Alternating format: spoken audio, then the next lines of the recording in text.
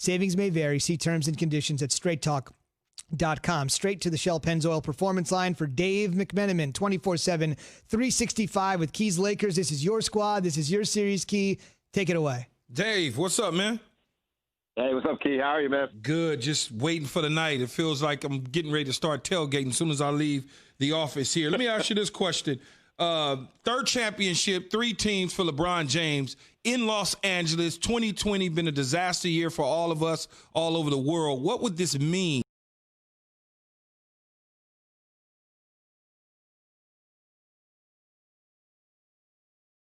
I mean, I'm a LA transplant, but now I've spent, if you add up all the years, about close to a decade of my life out there, and the Lakers are a way of life. And, as much as it would mean to LeBron James's personal legacy, and, he'd be the first major superstar if he won Finals MVP to do it on 3 different teams, and that's a whole other conversation. But I just think for the sports scene of Los Angeles, for the fabric of families and friends and generations of sports fans in LA, the Lakers winning, I think would put people, in a winner's mindset. And sometimes you just need a win, right? It can put some wind in your sails and some pep in your step.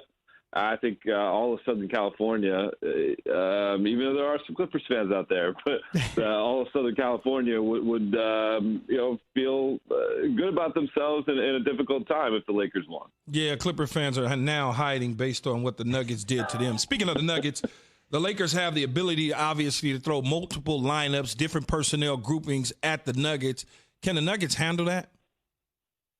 I mean, the Nuggets, yes. The way LeBron put it yesterday lets you know how the Lakers view the Nuggets. He said, we have all the respect in the world, or our respect level is out of this world for this ball club. And, it's not just that they came back from 3-1 twice. No other team's done it, and LeBron knows how special that is because, obviously, the biggest accomplishment of his career was coming back from 3-1 down to the Warriors in the 2016 finals. But they had their battles in this regular season. And that was a team when the Lakers, they really just came together this year, right? You had AD in the offseason, and that was a measuring stick type of team. The Lakers played Denver the last game before the All-Star break.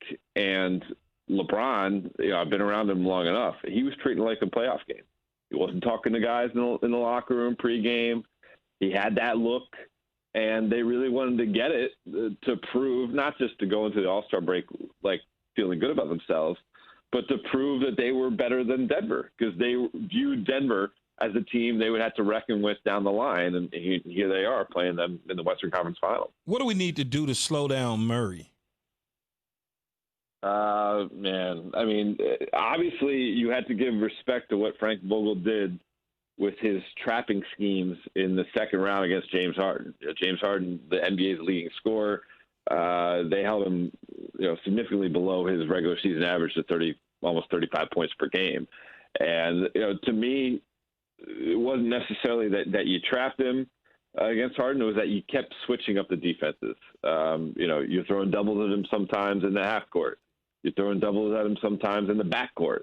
You are manning him up, with a more physical type of guy on some possessions. And, LeBron was guarding Harden some in the second round. Or you're trying to pester him with Rajon Rondo at times. And so I think that would be the key. You can't give Murray the consistent diet of anything.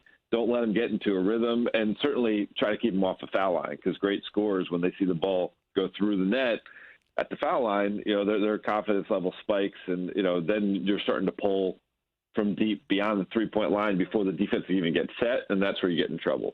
That's a great point because when we entered the bubble, all of the talk was about Devin Booker. Then we got to the playoffs, all the talk was about Damian Lillard, and now at this stage of the playoffs, those two guys have broken out, although we always knew how good of a player Dame Lillard was. Right now, the breakout star has certainly been Jamal Murray. Again, 9 Eastern tonight, Game 1 on ESPN Radio. And then Game 3 of the Celtics and the Heat. Dave was at the game last night.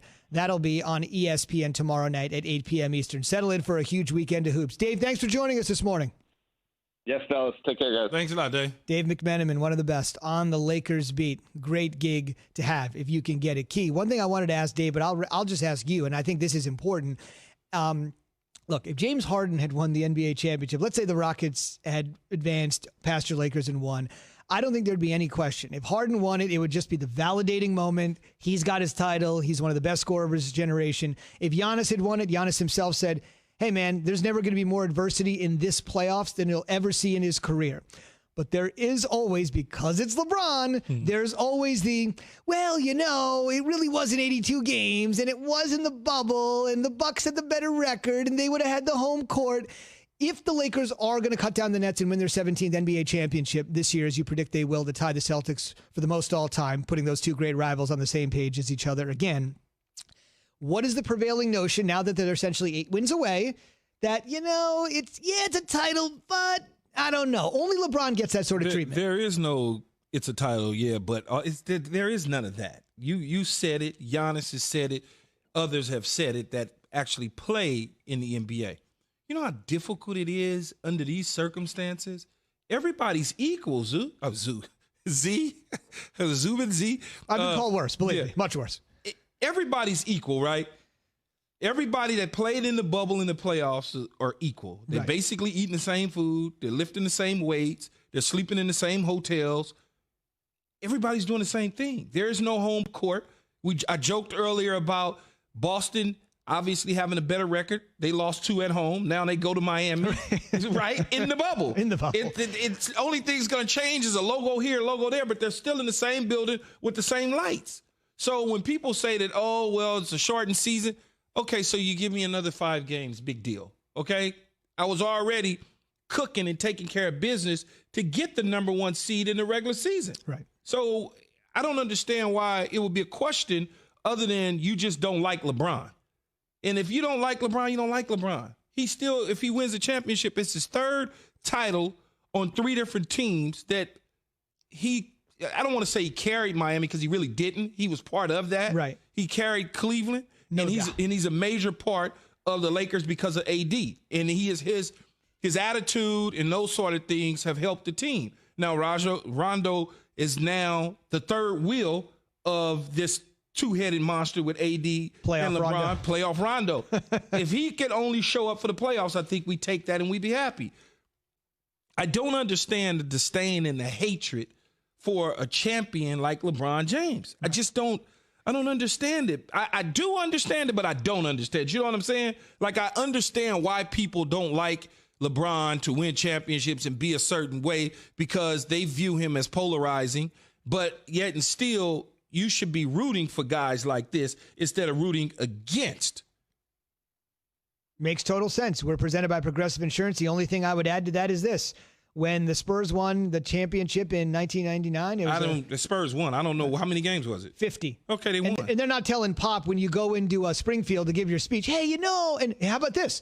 2012, 2013, the Heat with LeBron won it in a 66-game schedule because there was a labor disagreement, and nobody's telling you 7 years later or 8 years later that that's not a legitimate title. I think this will dissipate with time. But it's so much that's going on in our country, in the world, 2020, in the world, from the passing of Kobe Bryant and Gigi to the pandemic to everything in Black Lives Matter to what's getting ready to happen in November. Sure. So you got all of those sort of things pulling people in different directions. Mm-hmm. So we all know the side that LeBron is on, and some people don't agree with that. So when he wins the championship, those that don't agree with that weigh in.